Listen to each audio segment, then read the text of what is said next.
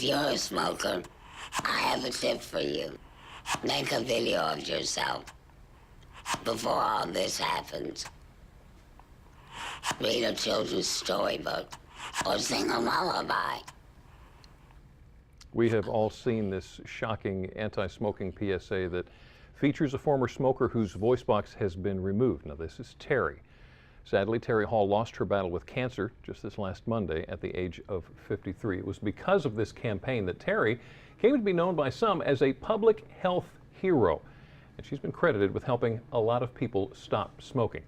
Now, we all know there are so many health hazards that can come with smoking, but still millions of people do it every day, even with all the quit smoking aids out there, from nicotine patches, gum lozenges, inhalers, nasal sprays, even hypnosis. But nowadays, a large number of people are trying to quit with something called an electronic cigarette. Now, the question is, are these really a healthier alternative? Well, here to clear that up is Jennifer Johnson, who is a tobacco coordinator from Wicomico Health Department. Jennifer, thank you so much for joining us. Thanks. So explain to me first real quick, this is an electronic cigarette. How does this work? It actually has a battery in it. When somebody draws on it, the end lights up. So people are looking to this as a healthier or better alternative than smoking regular cigarettes. However, they are not FDA approved, and you know, when somebody's addicted to nicotine, they could also be addicted to this motion. So you're still doing that with just the whole that. something in your mouth thing. So is this thing addictive too? It very well can be. It has what they call nicotine vapors. So we don't know exactly what's in it. They are saying that it's nicotine vapors. The other thing too is most of our laws that are passed, you cannot smoke tobacco products in a building. Right. Well, that eliminates this. So in a building, somebody could use that because it doesn't have tobacco in it, but it has nicotine in it. Well, then let me ask you this. Is it possible to actually ingest more nicotine with this? Very well could. Now, these are put out by a tobacco company. Most people don't realize that tobacco companies are the one that make this. So tobacco companies obviously want to keep making money. Right. So this is a new product for them to keep people addicted while they're inside until they can go outside and have a regular cigarette. So are there real health risks associated with There this? There absolutely can be, because nicotine in liquid form is very dangerous. And this is only two of the examples of electronic cigarettes that are out there. There's a lot of different kinds of electronic cigarettes out there. Right. Now, is this something that will actually help with smoking cessation? Will this help you stop? It says right on the product, right on the package, that it is not a quit smoking device. Really?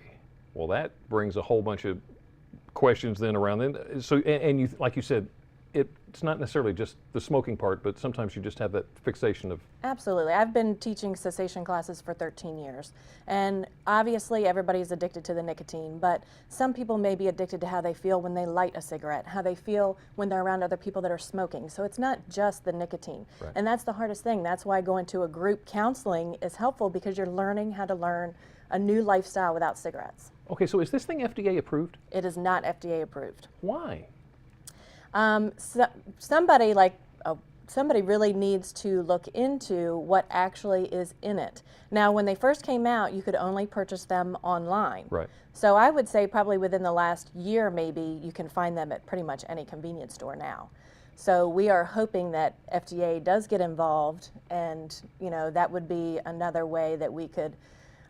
It's hard for us on this end to say it's, because I'm all for anybody using whatever it takes to quit smoking cigarettes. But it's hard on our end to argue this, because we don't know exactly what is in it. Now, the most selling e-cigarette out there spent $20 million in 2012 advertising for that. And they get famous people to advertise for it. Right. So it's kind of hard to compete with. And that's just on electronic cigarettes. Now, this is a tobacco company, so they also spend billions on regular cigarettes. So they have a big marketing campaign for electronic cigarettes. Well, let me ask you another question then. Could this, it's got all the nicotine, it's got the same addictive ingredients. Could this still be a healthier alternative?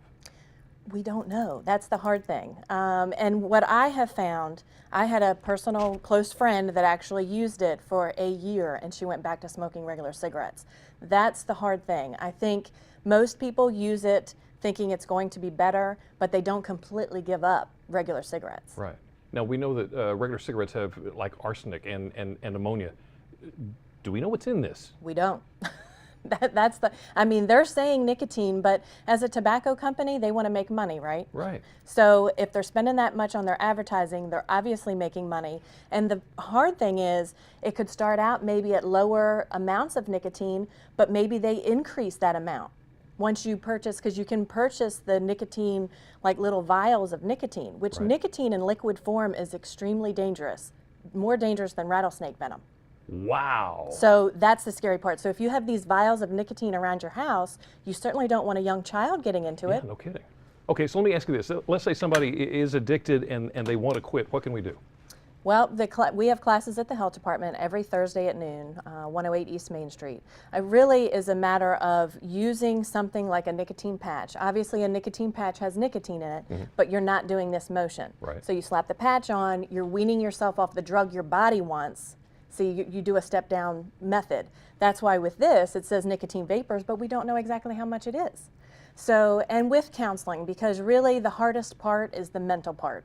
How do I start my car without lighting up? How do I have a meal without ending it with a cigarette? So that's really the hardest part. So it's an entire lifestyle adjustment. It truly is. How about that? Jennifer, thank you so much. Thank you. Wonderful information here. Now, if you'd like to know more about the e-cigarettes, or maybe you're ready to quit smoking yourself, you need a little help, just go to DelmarvaLife.com and click on the show tab.